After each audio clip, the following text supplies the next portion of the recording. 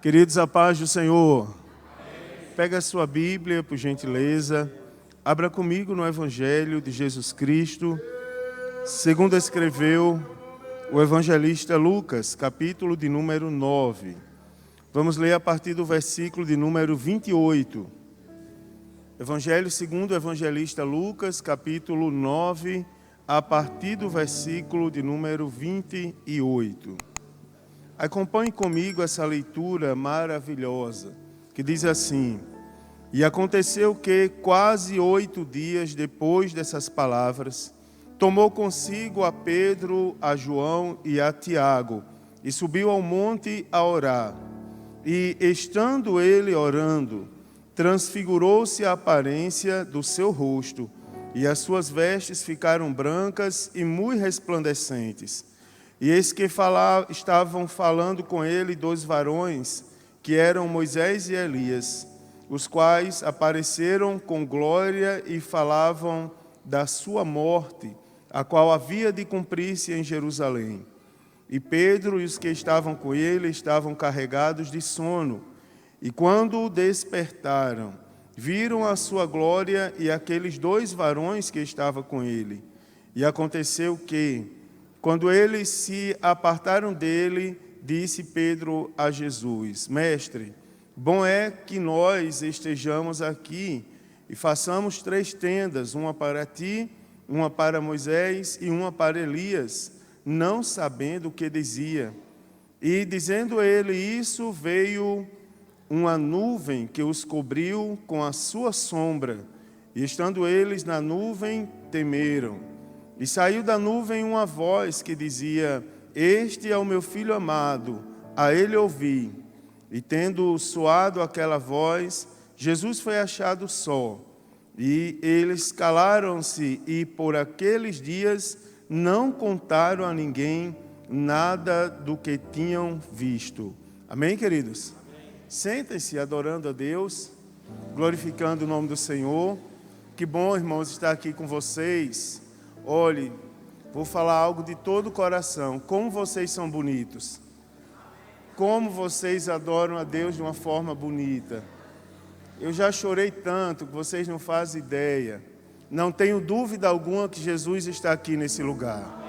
Estou feliz, muito feliz. Obrigado, pastor Adilson, pela indicação, pastor Eurico. Eu estava ali fazendo sinais para a Thaisa, dizendo que nós fizemos mais alguns amigos, não é? Pastor Eurico, o senhor mora no meu coração, viu? Todo respeito, sua família, sua esposa, que ali está. O pastor Ezequias, meu amigo, já de algum tempo, ali em Joinville. Está ali a esposa também, o filhinho. Deus abençoe vocês.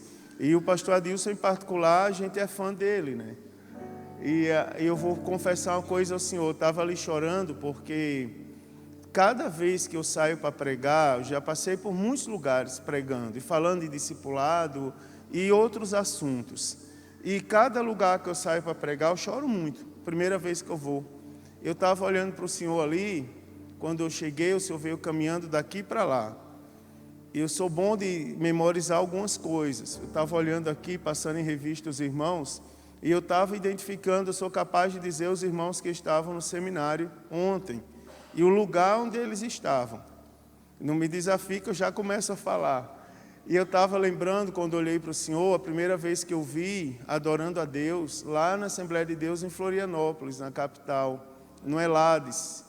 E eu estava próximo ao pastor Luiz Schmidt. E eu disse ao pastor Luiz Schmidt, lá de Joinville: Ô pastor, um dia eu queria servir a Deus perto daquele pastor ali. Não é? Que honra estar do seu lado. Pode não significar, com todo respeito, tem um grau de significância tão grande para alguns, mas para a gente que pede a Deus, né, com toda humildade, já chorei bastante, pastor. Não vou chorar mais, mas que alegria estar do seu lado, viu? E todos os pastores aqui, vocês são bênção de Deus, e eu louvo a Deus por vocês. A orquestra, eu amo a orquestra, e eu estava ali me esticando e olhando como se comportavam os trombones lá atrás, que é o nosso instrumento. E eu louvo a Deus que estão em boas mãos. Viu? Vocês são bênção de Deus. Se brincar, vocês me deixam cantar com vocês? Deixam? Eu não sou o pastor Adilson, vocês vão ter que me ajudar, né? Músico bom, ele é acompanhado. Músico ruim, ele é perseguido. E aí, se vocês estiverem dispostos a me perseguirem depois, vocês vão me perseguir, não é? Glória a Deus por isso. Agradeço a Deus pela oportunidade de falar daquilo que eu gosto esses dias, de evangelização e discipulado.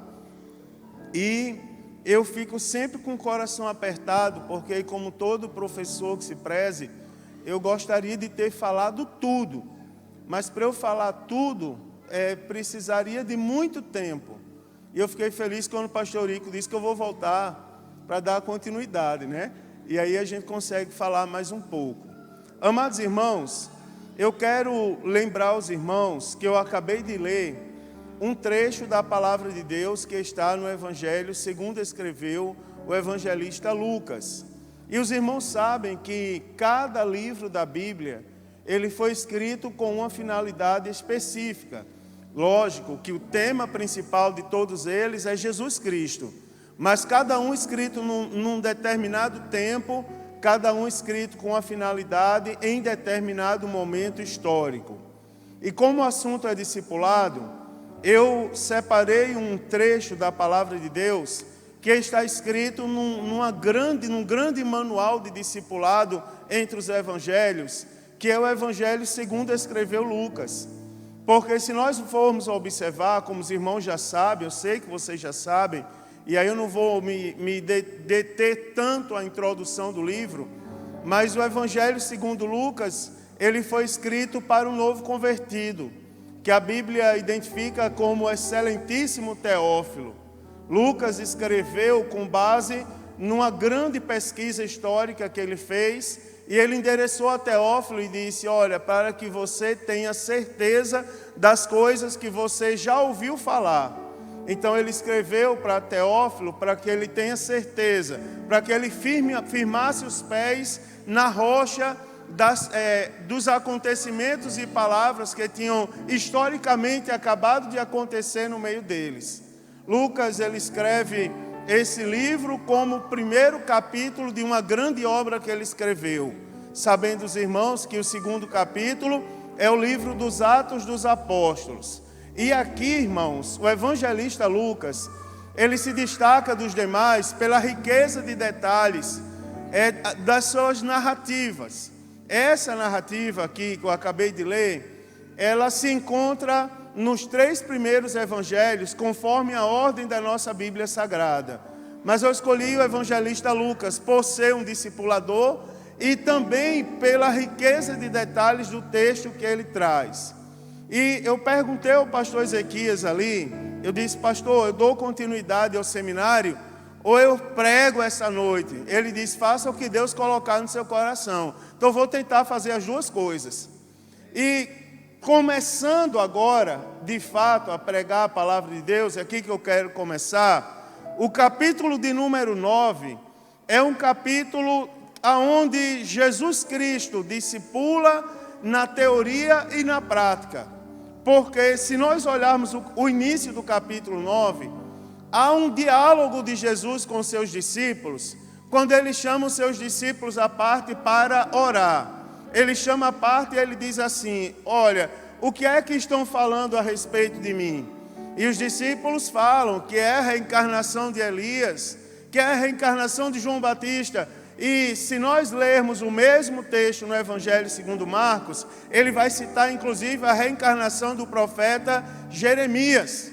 Quando nós estamos observando e estudando essa parte da pergunta de Jesus, lá no Evangelho segundo Marcos, nós vamos aprender que ali nós temos dois tipos de espiritualidade e 2 grupos de pessoas que estavam extremamente necessitadas de aprender algo da parte de Deus. Primeiro nós temos o povo que estavam com Jesus, mas eles não sabiam quem era Jesus. Jesus, quando pergunta o que estão dizendo acerca de mim, eles chegam a dizer inclusive que ele era a reencarnação de Elias, a reencarnação de Jeremias. Ou seja, eles não tinham noção de quem era Jesus.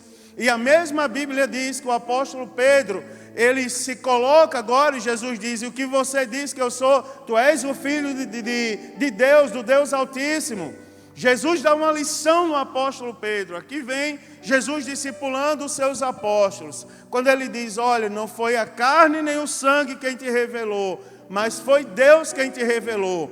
Mostrando a Pedro que ele não podia se exaltar pela sua própria capacidade, que nós somos dependentes. E por que não citar o tema desse ano? Temos que ser conduzidos pelo Espírito Santo.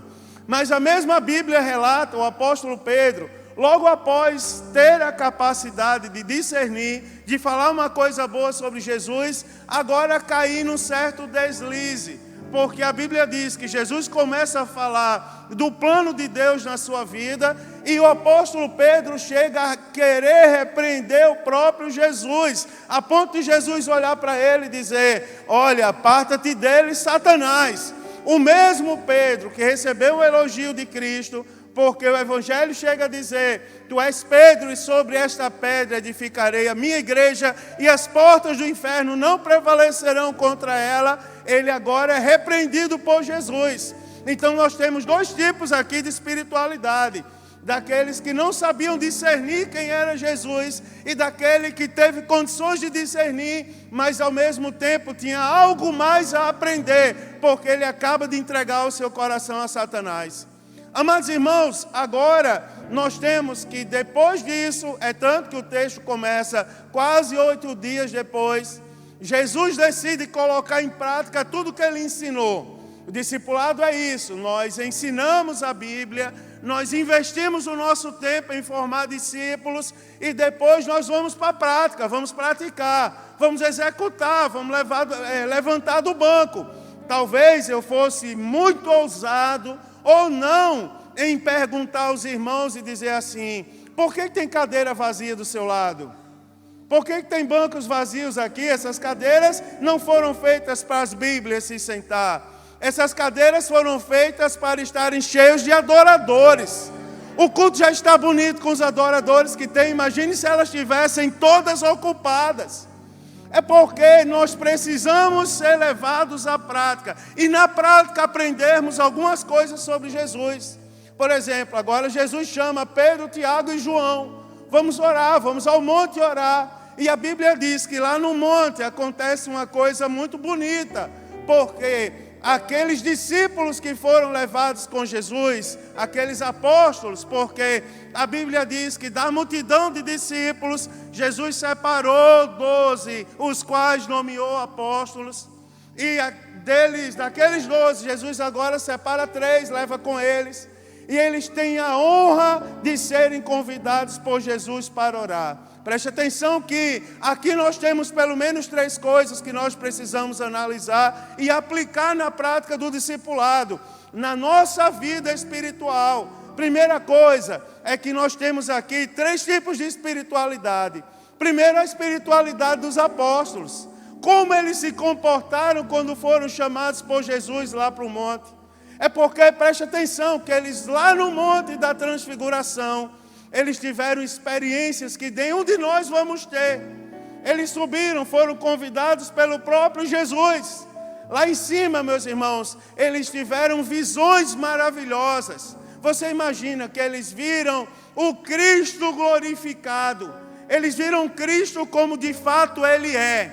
E a Bíblia Sagrada diz que além de ver o Cristo, eles viram Cristo conversando com Moisés e com Elias.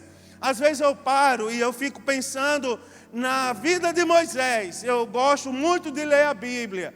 E me perdoe falar publicamente quantas vezes eu já li a Bíblia.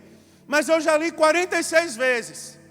E as 46 vezes, tem algumas passagens que me chamam a atenção. Por exemplo, eu sonho com o dia do arrebatamento. Eu sonho, eu não sei, eu sou músico. E eu fico pensando qual será a partitura que vai ser tocada naquele dia. Porque a Bíblia diz que haverá, a trombeta vai tocar. Só a igreja vai ouvir. Eu fico pensando o que será que vai ser tocado. Eu imagino como será o corpo glorioso. Como será o novo nome que eu vou receber. Agora tem uma coisa que me emociona. É porque eu quero encontrar com algumas pessoas no céu. Eu quero encontrar, por exemplo, com Moisés. Eu não sei se vocês pensam nisso ou se é muita viagem da minha cabeça. Mas eu quero encontrar com Moisés, eu quero saber como era Moisés. E eu quero dizer para ele: Moisés, às vezes a sua experiência com Deus me inspirou a continuar. Porque não é fácil algumas coisas que acontecem na nossa vida. Eu sou pastor de igreja, não é fácil sofrer pelas pessoas.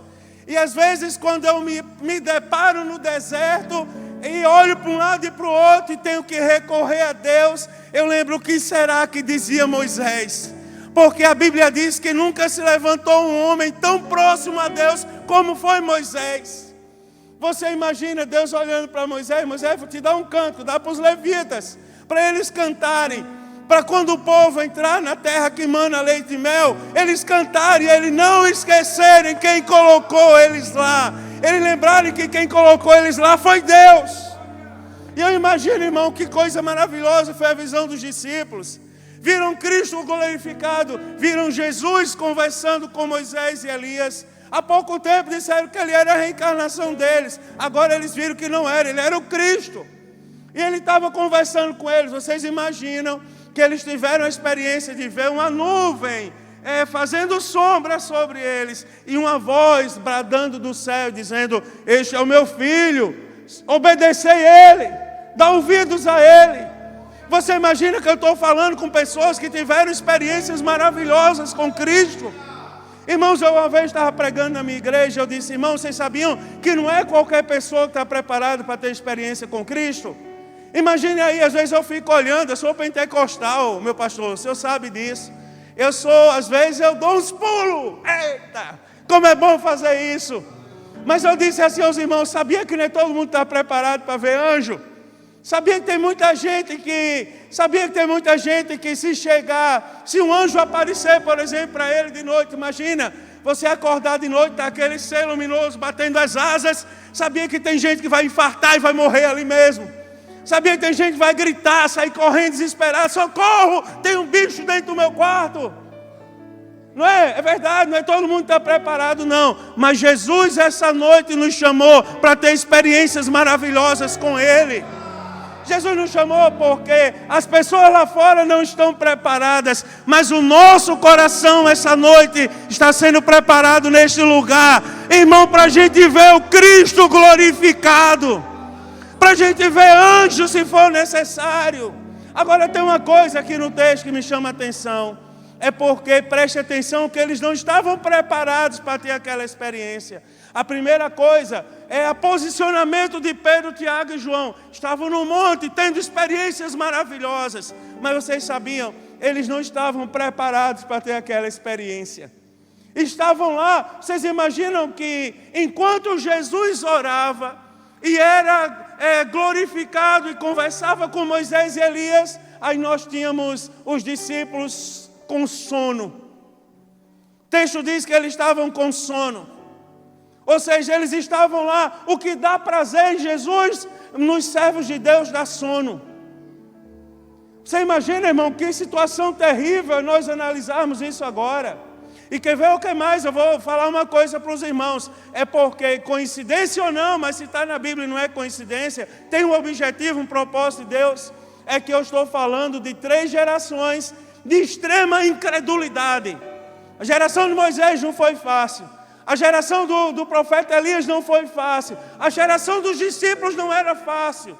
Agora eles estavam tendo experiências com Deus, mas eles não estavam preparados. E o apóstolo Pedro, ele estava tão longe da realidade, que ele chega a olhar para Jesus e dizer: Senhor, aqui está muito bom. Vamos fazer cabana. Uma para o Senhor, uma para Moisés e uma para Elias.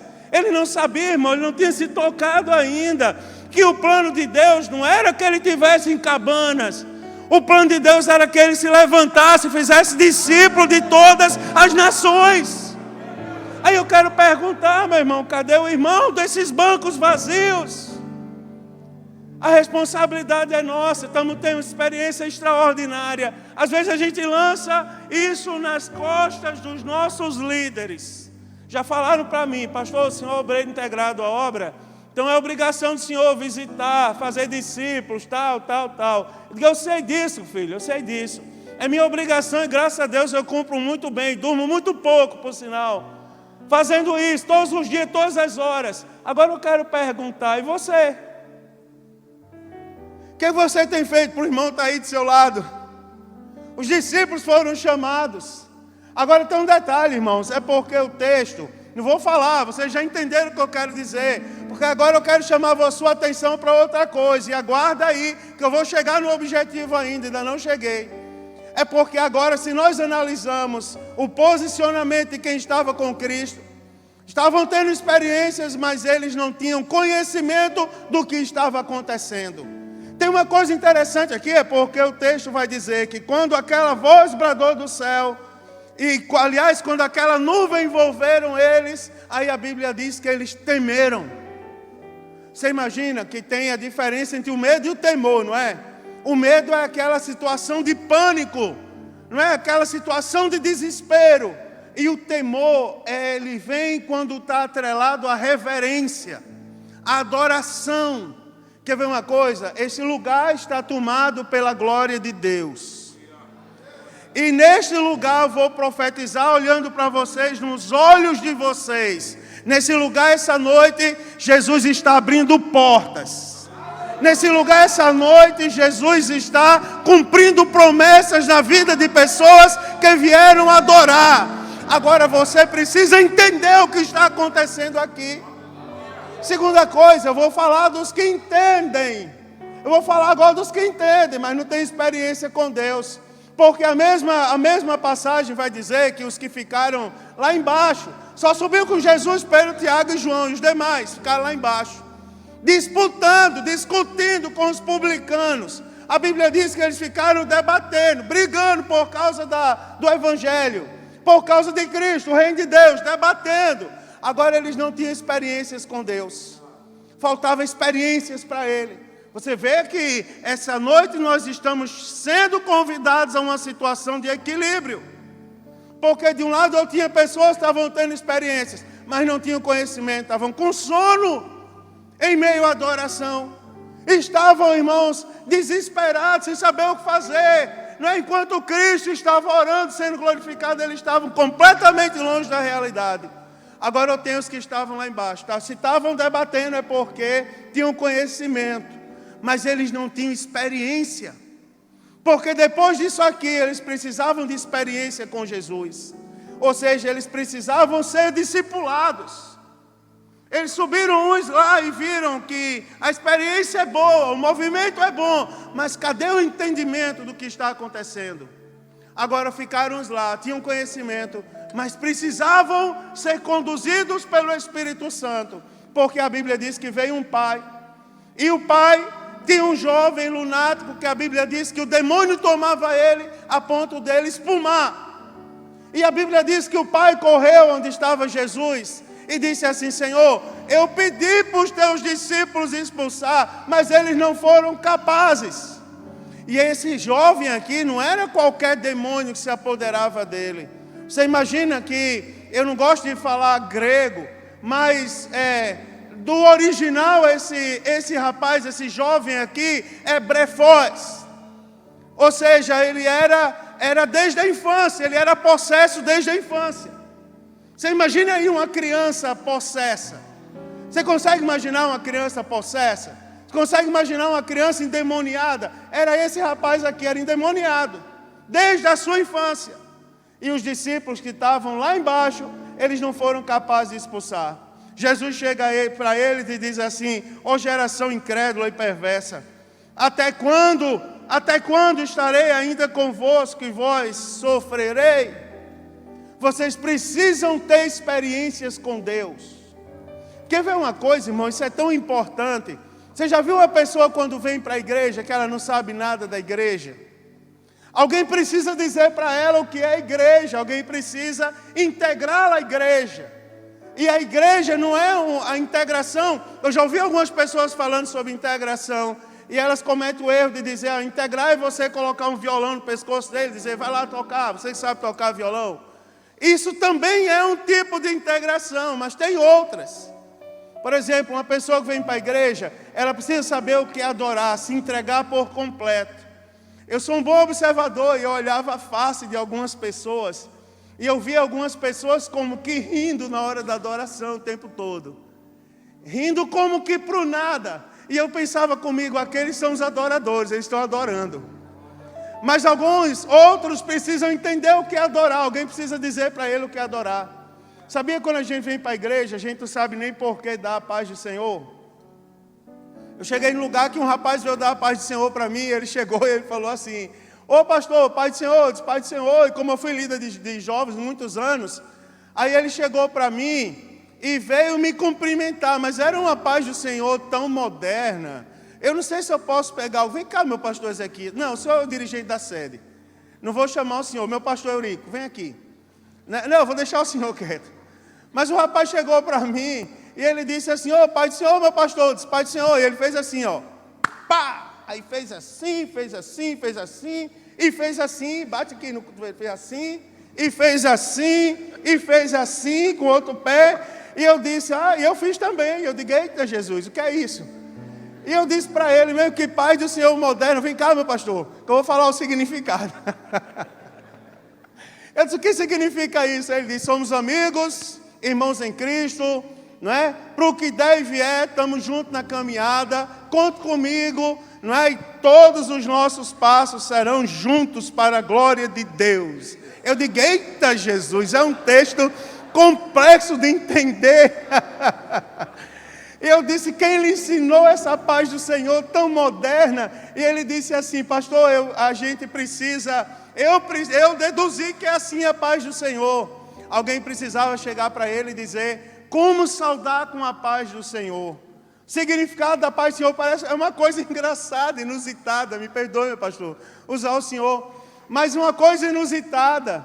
Você sabia que alguém precisa dizer para os irmãos quem são as autoridades da igreja? Você sabia que as pessoas não valorizam mais, em termos gerais, os pastores da igreja? Sabia que alguém precisa chegar e dizer para eles, olha, aquele ali não é o Ezequias.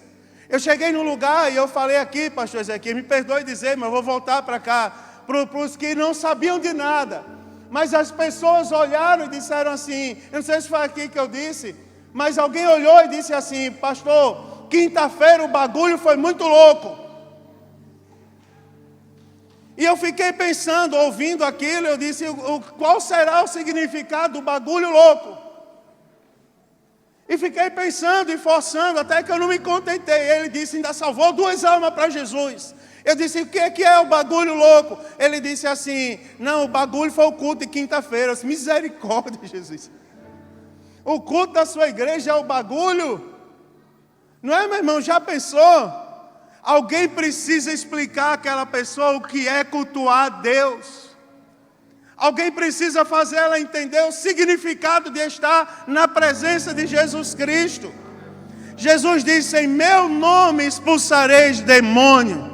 Em meu nome vocês vão falar nova língua. Em meu nome vocês vão curar os enfermos. E ainda que vocês bebam alguma coisa mortífera, aquilo não vai lhe causar mal nenhum. Mas a gente precisa entender como isso acontece. Eles estavam lá embaixo disputando, mas eles não tinham experiências com Jesus. Você já pensou, irmão? Alguém precisava dizer, quer saber de uma coisa? Coisas simples estão sendo deixadas para trás. Sabia que eu estou aqui hoje? E você sabia que eu tenho pessoas lá no Nordeste, eu tenho 46 anos de idade, 45. Minha esposa disse que eu tinha 46, eu não sei, ela errou os cálculos, são 45 anos. E vou nem olhar para ela, vou olhar para o outro lado, que ela quer que seja mais velho. Sei o interesse disso. Mas 45 anos, mas vocês sabiam que tem gente que cuida de mim lá na Paraíba? Sabia que tem gente que cuida de mim lá no Recife? Sabia que tem gente que cuida de mim lá em Rondônia? Sabia que tem gente que liga para mim e diz assim, ô Mário Sérgio, e eu sou pastor de igreja, eu cuido de uma igreja muito bonita. E já pensou, tem pessoas que ligam e dizem, Mário Sérgio, tu ainda sois crente? Você sabia que a gente deixou coisas elementares? Tem muita gente que deixou de acreditar que Jesus ele tem capacidade de multiplicar o gás do botijão. Você crê nisso, irmão? Que se faltar gás e você colocar a mão sobre o botijão e dizer: Senhor, em nome de Jesus, coloca gás nesse botijão. Você sabia que Ele tem poder para mandar gás para o botijão? Você sabia que nessa época aí, o pastor falou do irmão que foi acidentado. Você sabia que na época do Covid, a gente não podia entrar nos hospitais. Mas o nosso pastor nos orientava: vai lá na recepção, no estacionamento, estende a mão para o hospital. A gente ia lá orar. Não podia entrar nas casas, mas a gente estava nos portões da casa, abençoando as pessoas, deixando a Santa Ceia em cima do muro e correndo de lá, porque não podia ter contato com elas. Mas você sabia que os irmãos chegavam na igreja depois da pandemia, com irmãos que tinham 0,5% de chance de viver segundo a medicina, mas eles chegavam e diziam: pastor, um dia eu vi um homem grande, assim, de alta estatura, que a cabeça batia no teto quase. E aquele homem, ele veio andando pelo hospital. E ele veio colocando a mão na cabeça de algumas pessoas. Não colocava a mão sobre a cabeça de todos. E aquelas pessoas que ele colocava a mão na cabeça, ele dizia: seja curado. E ele chegou onde eu estava com 0,5% de chance de vida e colocou a mão na minha cabeça e disse: seja curado. Eu ouvia tudo, eu não podia falar, não podia dizer nada, mas eu consegui enxergar, consegui ouvir os louvores dos irmãos fora do hospital. Quando foi de manhã, o enfermeiro chegou e disse: bom dia. Eu ouvi e respondi: bom dia. Ele disse: vamos levar você para o exame, porque parece que você está tão bem. E você sabia que foram fazer o exame e aquele irmão estava curado para a glória de Deus. Você sabia que nós precisamos, temos conhecimento, mas eu estou querendo lhe dizer: precisamos voltar a ter experiências maravilhosas com o nosso Deus. Eu quero te convidar, meu irmão, a você ter fé. Você ter fé, mas não é aquela fé assim, superficial, é aquela fé em Cristo. Porque os discípulos, eles estavam lá embaixo disputando, mas eles não tinham fé. Você sabia que nesta noite você pode chegar na sua casa e fazer algo que talvez faz tempo que você não faz? Estender a mão para a sua casa, ainda que as pessoas lhes digam que você é louco, ainda que as pessoas dizem assim: o que é que aconteceu, o que falaram para você naquela igreja? Mas você pode apontar para os quartos, você pode apontar para a sala, para o banheiro, para todos os cômodos e dizer: Senhor, esta casa é tua, este povo é teu, a minha família é tua. E você sabia que aqui ainda habita o Deus que abre porta até mesmo onde não tem parede? Eram pessoas que estavam lá, tinham conhecimento, mas eles perderam a proximidade com Jesus Cristo. Irmão, a palavra agora é proximidade com Cristo. E Jesus muda as coisas, Jesus muda os ambientes. Agora nós vamos olhar Deus, nós vamos olhar Jesus. Porque nós temos Jesus agora também. Se de um lado tem os discípulos, de um lado tem os discípulos. De um lado os discípulos tinham experiência, mas não tinham conhecimento. Aí você tem os que ficaram lá embaixo, tinham conhecimento, mas faltava experiência, faltava fé. Agora você vai olhar para Jesus, porque Jesus nos dá alguns exemplos de algumas coisas que Ele deixou para a gente. Primeiro Ele nos deixou, irmãos, a oração.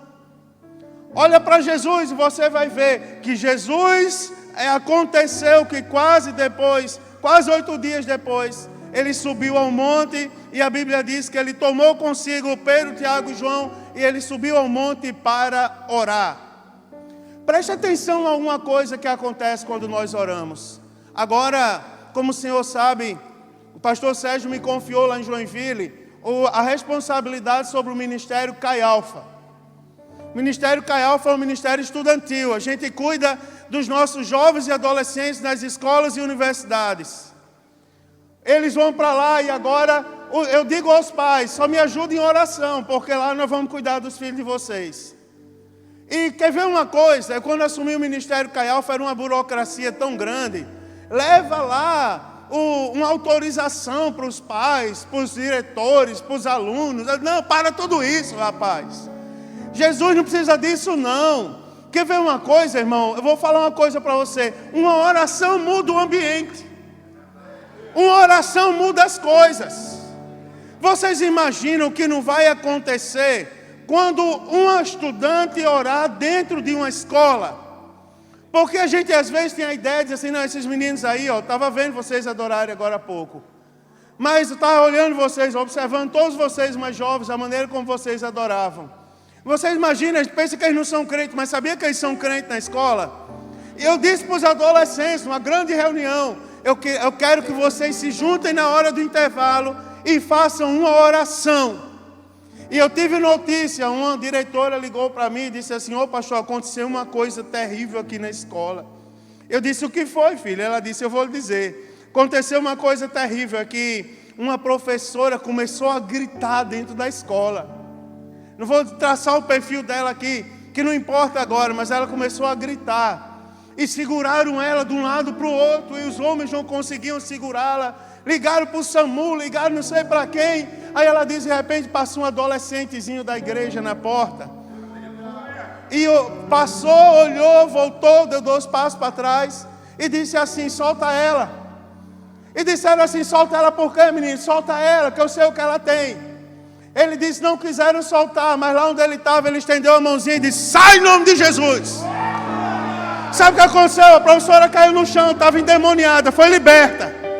Vocês não fazem ideia do que está acontecendo dentro das escolas por causa de uma oração que estão fazendo por semana lá dentro. A Bíblia diz que quando Jesus orou, o céu se abriu. Quer ver uma coisa, irmão? Orar é assim, é uma conversa sincera com Deus.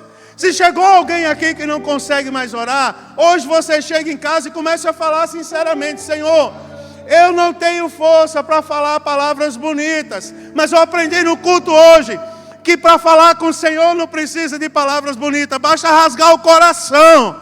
E tem um detalhe, quando a gente fala, Ele responde.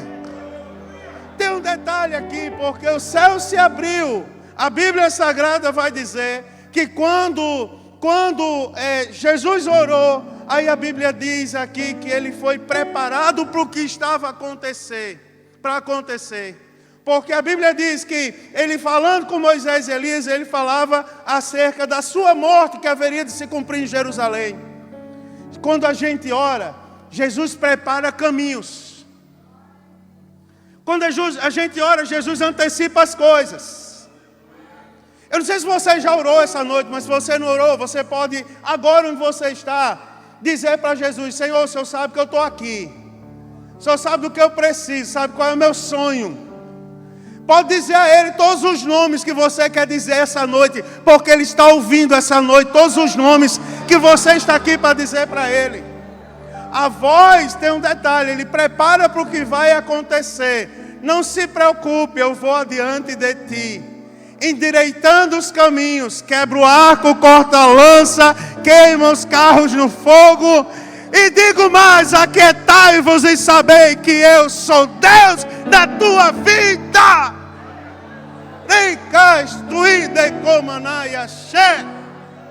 Eu sou Deus na tua vida.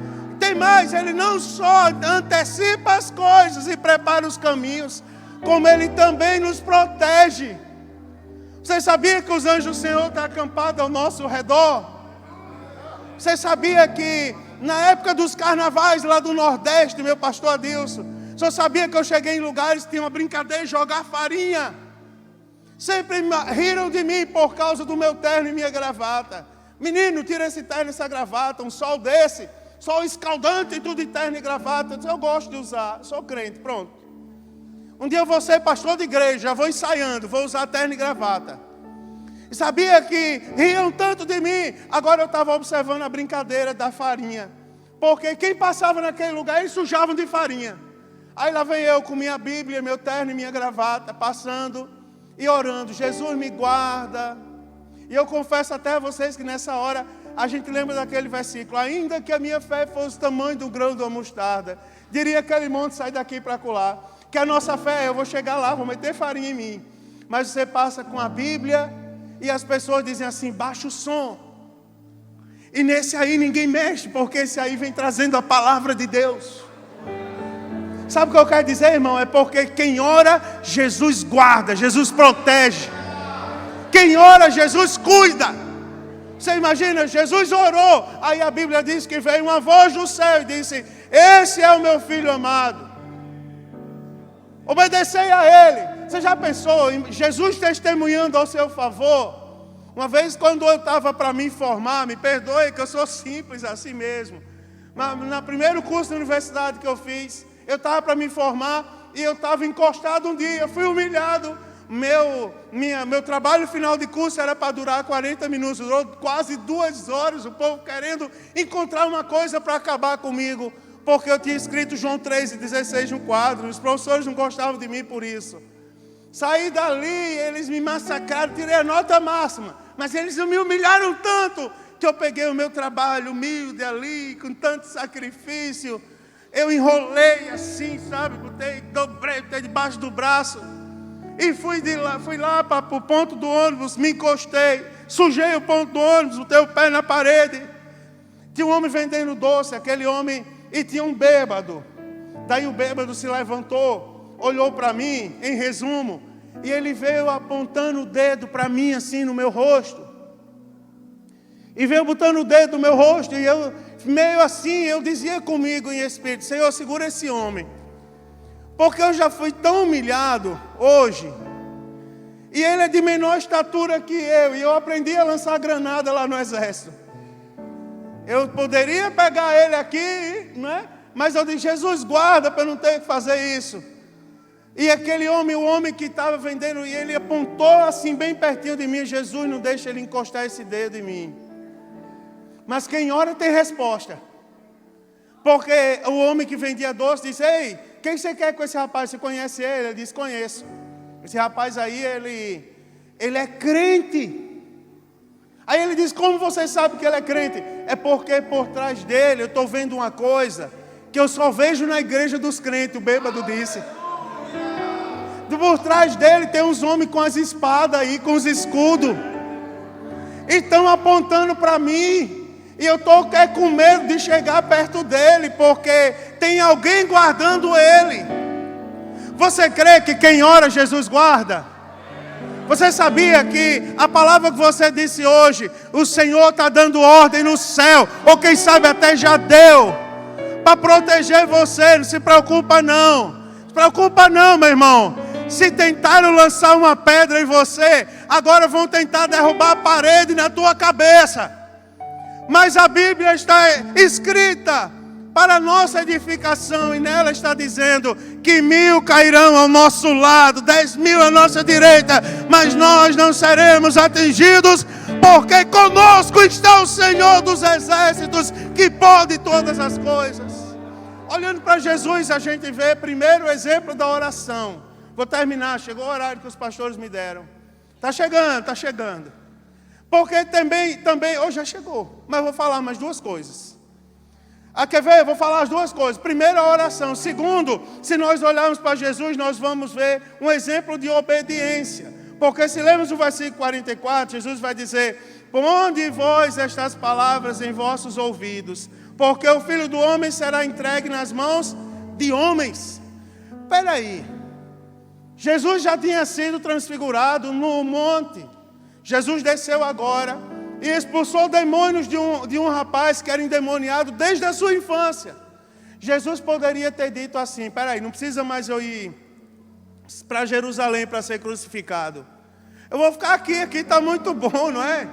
Aqui eu já fui transfigurado. Aqui as pessoas já sabem que eu sou o Filho de Deus.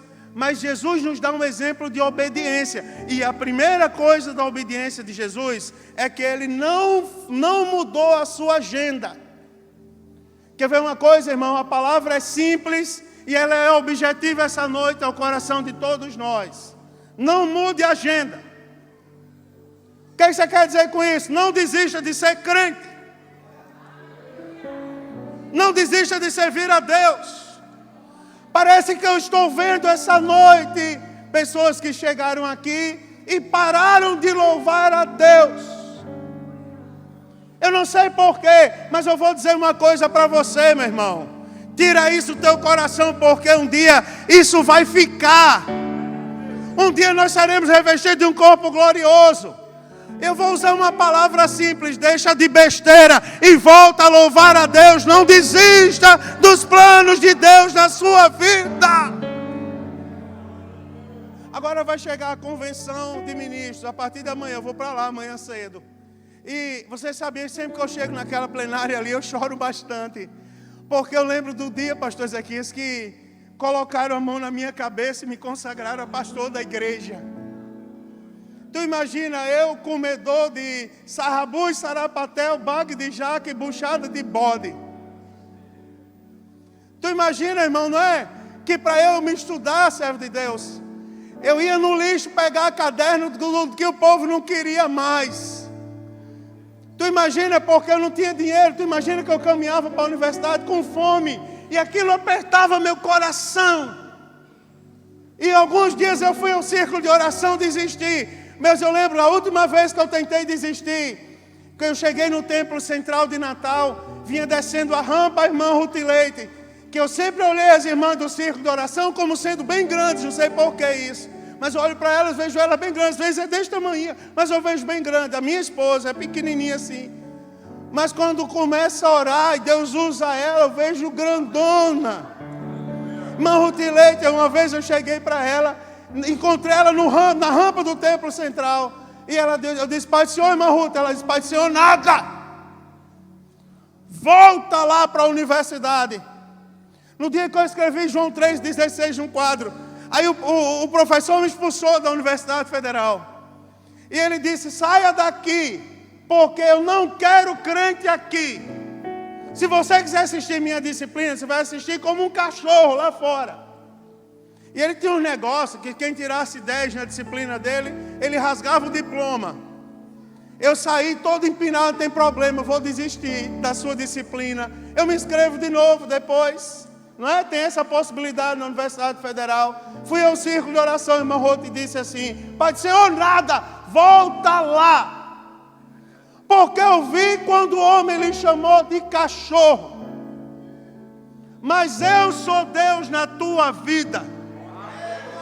E tudo isso está acontecendo para que tu saiba que eu sou Deus. Não sabes hoje o que eu estou fazendo, mas amanhã tu saberás que eu sempre estive contigo. Então somente não desiste. Acabei. Adivinha quem tirou a nota máxima na disciplina daquele professor? Ele se mordia de raiva. Até hoje ele não devolveu minha prova. Mas eu tirei a nota máxima para a glória de Deus. Mas a história não ficou aí. Alguns anos depois, já professor universitário, eu fui pregar no setor 23 de Natal, congregação de Neópolis. E, aliás, não foi quando eu fui pregar, foi na minha primeira aula na universidade. A Neópolis foi outra coisa. Quando eu entrei na sala de aula, os professores que aqui estão sabem que a gente, quando vai dar a primeira aula, a gente leva todos os livros do mundo, parece que vai dar tempo a gente ler tudo. Eu cheguei com um monte de livro, coloquei em cima da mesa. Quando eu olho na frente, assim para frente, quem está lá para ser meu aluno? Aquele professor. Era o curso de mestrado, ele estava lá, para a disciplina do mestrado, ele estava lá para ser meu aluno. Eu fiquei tão destreinado que no lugar de eu dar boa tarde na universidade, eu disse assim, saúdo a todos com a paz do Senhor. Agora vocês não sabem a melhor. Adivinha quem foi o único que deu a paz do Senhor de lá para cá? Ele se levantou e disse, paz do Senhor, meu irmão. Aí eu disse assim, não pode brincar com as coisas de Deus. A paz do Senhor é uma coisa muito séria. Aí ele pegou, olhou para mim e disse assim, espera aí. Eu lembro daquela história. Um dia eu botei esse rapaz para fora da sala de aula porque ele escreveu um versículo no quadro. Mas um dia minha esposa me deixou, meus filhos me deixaram, e eu saí de casa para tirar minha própria vida. Mas passando na frente da igreja de Neópolis, no setor 23 de Natal, estava pregando o pastor Jonas de Paiva Júnior. E o pastor Jonas de Paiva, eu parei na porta da igreja e olhei para dentro. E lá atrás estava escrito João 3,16, e eu pensei, um dia eu expulsei um aluno meu da sala de aula, porque ele escreveu aquilo ali no quadro. E ele disse que o pastor foi usado por Deus e disse, Deus te conhece por dentro e por fora. E ele viu naquele dia que tu expulsou o meu servo da sala de aula e disse que ele seria como um cachorro. Mas eu te trouxe aqui para dizer, ainda tem solução para o seu problema. Ainda tem esperança para você. Então somente toma uma decisão, me aceita e não desiste do caminho que eu vou te colocar a partir de hoje. Ele disse, eu entrei na igreja, aceitei Jesus como Senhor e Salvador. Ele disse, naquele dia, Jesus me batizou no Espírito Santo. E eu estou aqui para te dizer, vale a pena sofrer por Jesus. Não desista, não desista. Não abra mão de ser crente em Jesus. Não abra mão, Jesus não mudou o rumo. A Bíblia diz lá no versículo 53, para fechar com chave de ouro, é porque a Bíblia vai dizer assim, não o receberam, os samaritanos não o receberam. Aí a Bíblia diz assim, porque em seu semblante era como quem ia para Jerusalém. Você observa, a própria face de Jesus, ele não desistiu. E a face resplandecia. Quer ver, irmãos, eu sou um homem de palavras simples, já perceberam? Agora eu vou dizer uma coisa para você, eu estou vendo nos olhos de muitos aqui. Hoje Jesus mudou o curso das águas. Não vão desistir. Não vão desistir. Está repreendido agora todo o pensamento de desistência deste lugar. Está repreendido agora toda a voz do adversário que dizia, não faça, não caminhe, não vale a pena. Eu vim em nome de Deus para dizer, vale a pena, faça, caminhe. Olha para o alto de onde vem o teu socorro. Deus é contigo, rapaz, não desista. As faces estão resplandecendo esta noite. As faces estão resplandecendo, Deus é contigo. Vou falar a última coisa. Agora, vou ter que entregar o microfone. Porque, irmãos, a Bíblia diz que agora, terceiro exemplo de Jesus. Primeiro, a oração. Segundo, a perseverança, a obediência. Segundo, agora, terceiro, o poder. Porque a Bíblia diz que tem um detalhe. Jesus desceu do monte. E quando chegou lá, os seus discípulos não foram capazes de expulsar o demônio do jovem lunático. Mas a Bíblia diz que Jesus chegou, e quando ele chegou perto do jovem lunático, o demônio tomou ele, mas ele expulsou o demônio. Quer ver uma coisa? Não é para falar de maneira simples, objetiva, acabou meu tempo, mas pessoas aqui chegarão diante do problema. Eu vou falar como quem fala para novos convertidos, que eu sou um discipulador, na verdade. Porque a gente chega para os novos convertidos, e é comum eles olharem para a gente e dizer assim, pastor, por que eu passo tanta luta agora? E antes eu não passava tanta luta, quando eu não era crente, eu não passava tanta luta como eu estou passando agora. Eu não passava tanto problema como eu estou passando agora. Eu vou lhe dizer, Jesus manda eu lhe dizer. Na verdade, você não está passando mais problema, não. O negócio é bom. Sabe por que é bom? Sabe por que está sentindo mais a pressão? É porque Jesus agora abriu os teus olhos, rapaz. Quer saber uma coisa? Quem não tem Jesus tem os olhos vendados pelo pecado, dominado pelo mal. Você não vê o apóstolo Paulo, profundo conhecedor da lei, criado aos pés do sábio Gamaliel, mas perseguiu os crentes para maltratar e levá-los à prisão e condená-los à morte, até ter um encontro com Cristo. E Cristo tirar a escama dos seus olhos. Sabe o que aconteceu com todos nós? Um dia Jesus tirou a escama dos nossos olhos. Quer saber de uma coisa? Esse problema que você acha que está lhe afligindo tanto, na verdade você sempre teve. Ele sempre esteve lá. Agora sempre você esteve dentro da lama e não enxergou o problema. Jesus tirou a venda dos olhos e te fez enxergar o problema. Sabe para quê? Sabe por quê? Você pensa que é um novo problema, não é? Você sempre teve ele, você só não enxergava. Sabe por que Jesus nos permite enxergar? Para a gente sair dele. Sabe por que Jesus está nos fazendo ver? Porque a gente tem que sair dele. Mas tem alguém que vai dizer, pastor, não estou com força para sair. Mas essa noite Jesus está derramando poder neste lugar. Força espiritual para você parar. Eu vou falar uma coisa ousada, mas eu sou pregador do Evangelho. Quer ver uma coisa? Jesus está tirando o cigarro da boca esta noite. Quer que eu diga mais? Eu vou dizer. Jesus essa noite está fazendo bebida amargar na boca de pessoas. Você vai entender que você não precisa mais disso. Você vai entender que o mundo caminha de mal a pior, mas nós caminhamos para Canaã celestial. Olhamos para o alto, de lá vem Jesus. Ele vem nos levar um dia para a eternidade, irmão. Eu não tenho força, mas receba poder da parte de Deus essa noite. E você vai vencer em nome de Jesus. Vou terminar. Não dá para ser um crente se não tiver poder. Não dá para ser um crente se não for tomado pelo poder. Se não for revestido pelo poder. Quer ver uma coisa? A gente está faltando poder hoje em dia. Está faltando quem grite. Está faltando pessoas que tenham força para gritar. Você lembra do famoso cego da Bíblia? Que quando a multidão oprimia para que ele se calasse, mais ele gritava. Eu vou falar, me perdoa que eu vou dizer essa noite, irmãos. Meus pastores que aqui estão. Mas Jesus está sentindo saudade do grito de alguém essa noite.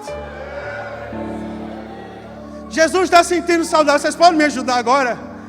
Canta uma coisa bem bonita aí. Jesus está sentindo saudade do grito de pessoas aqui esta noite. Tinham pessoas que gritavam e pararam de gritar. Alguém mandou você parar de gritar. Alguém disse assim, não precisa gritar mais, basta bater palma. Deixa a palma para depois, agora é a hora de gritar. Jesus está mandando gritar, Ele quer ouvir o seu grito, a sua adoração. Ele está com saudade da voz de pessoas, dizendo, Senhor, eis-me aqui. Chega aqui, Senhor, mexe com minha estrutura, me sacode outra vez.